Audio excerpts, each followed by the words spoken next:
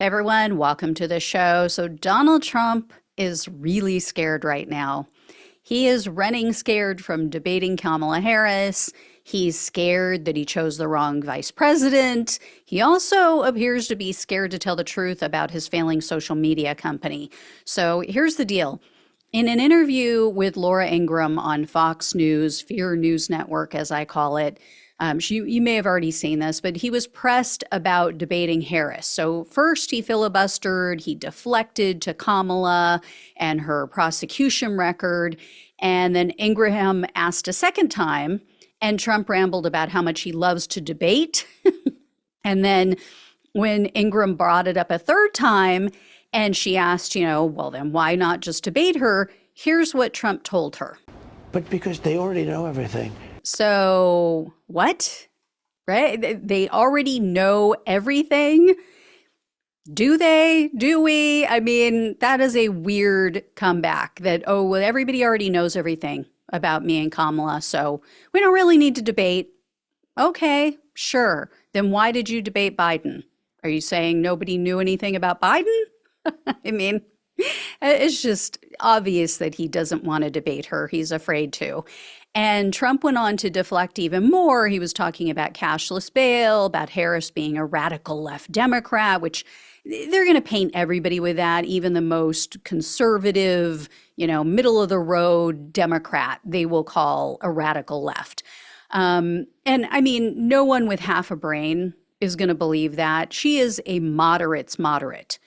That's why Biden picked her as the VP. There were other Black females that Biden was considering, but they were considered to be more progressive than Harris. And what I find hysterical is that Trump and his buddies over at the Heritage Foundation, the people who drafted Project 2025 for him, for his second presidency, if he wins, they want to implement a nationwide stop and frisk requirement like the one that was used in New York. So for anyone not in the US, what that means is police can literally stop and pat down anybody that they choose without any cause.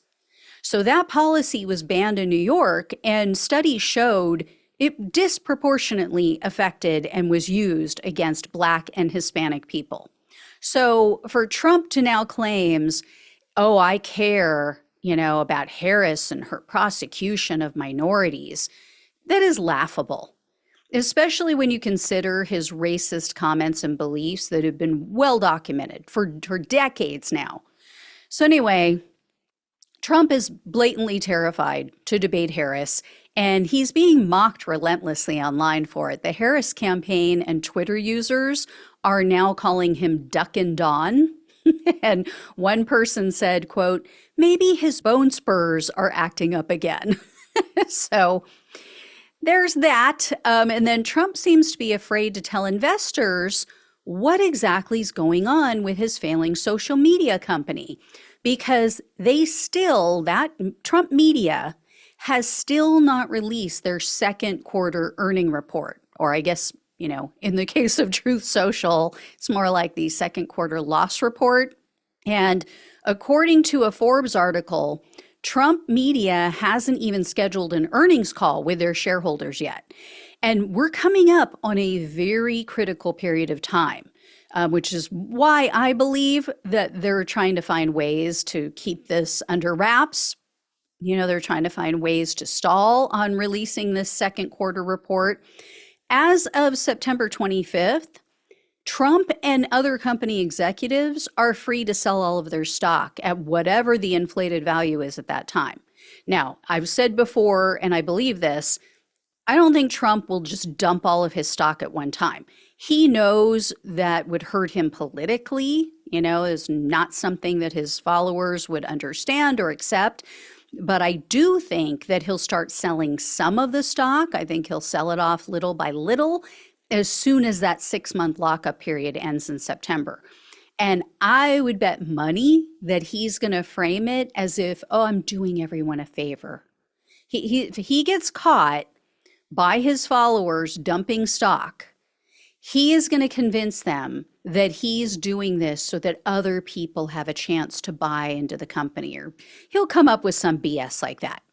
And I think he's reluctant to release the second quarter data because investors will see how much more money that they lost, and it's going to cause panic selling, right? And the last thing that Trump and his grifters want is to tank the value before they're legally allowed to sell their shares. So we'll see, but the value has been steadily dropping anyway ever since his assassination attempt.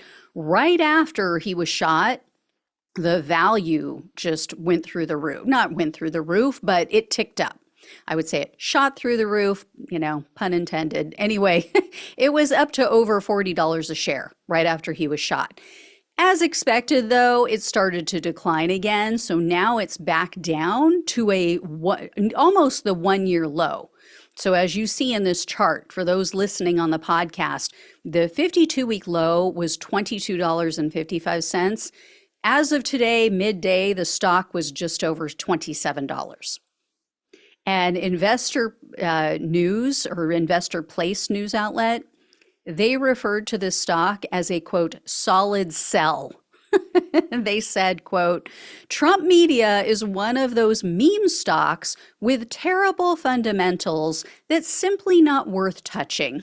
And the company it has a major conflict of interest for Trump. So if he wins the election, this is just going to be yet another one of those conflicts of interest like he had in his first term. This is just adding to it because Trump media recently announced that they're purchasing technology from a company called JedTech LLC.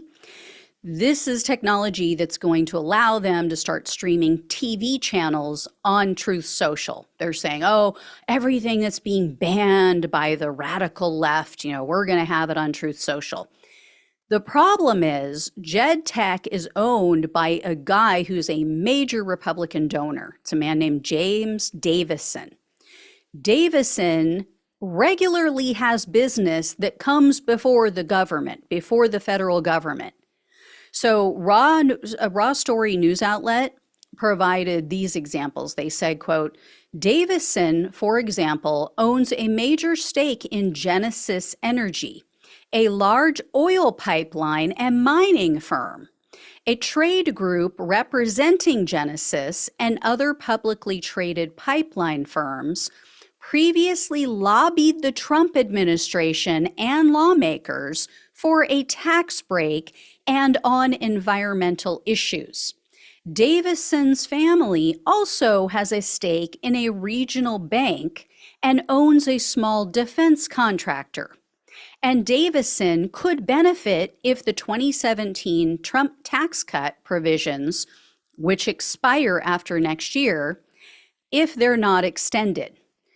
So ProPublica reported that a trade group had lobbied for and secured successfully a tax carve-out for pipeline companies.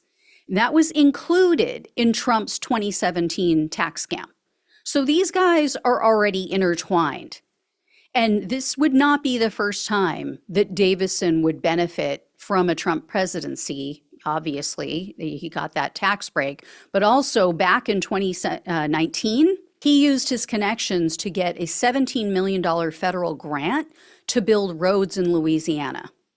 So we'll see what happens in November. If Trump is allowed to grift off the presidency again, I will definitely let you know if Trump media ever bothers to release that second quarter loss report. That should be fun. Anyway, I don't think he's going to be able to hold off until the election. So that is one good thing. But I will keep you posted. Thank you all so much for watching and listening. Please like, please share, and subscribe. Please donate if you can. Love you all. Take care. Talk with you soon.